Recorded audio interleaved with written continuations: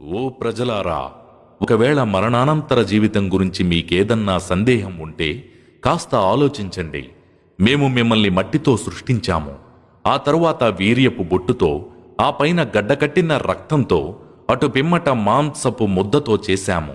అప్పటికీ అది రూపం కలదిగాను రూపరహితంగానూ ఉన్నది. మేము మీకు స్పష్టంగా తెలియజెప్పేందుకు ఇదంతా చేస్తున్నాము. మరి మేము కోరిన దానిని నిర్ధారిత సమయం వరకు మాతృగర్భాలలో ఉంచుతున్నాము. ఆ తరువాత మిమ్మల్ని శైశవ దశలో బయటికి తెస్తాము.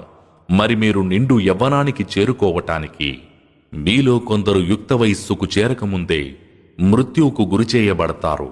మరికొందరు అన్నీ తెలిసి ఉండి కూడా ఏమీ గ్రహించలేనంత నికృష్టమైన వయస్సుకు చేర్చబడతారు. నేల ఎండిపోయి బీడుగా మారి ఉండటం నువ్వు చూస్తావు. ఆ తరువాత మేము దానిపై వర్షం కురిపించగానే అది పులకిస్తుంది, ఉబికి వస్తుంది, అన్ని రకాల మనోహరమైన మొక్కలను మొలకెత్తిస్తుంది. అల్లాహ్ ఏ సత్యం గనక, మృతులను తిరిగి బ్రతికించేవాడు ఆయనే గనుక, అన్నింటిపై ఆయనే అధికారం గలవాడు గనుక ఇదంతా జరుగుతోంది సుమా.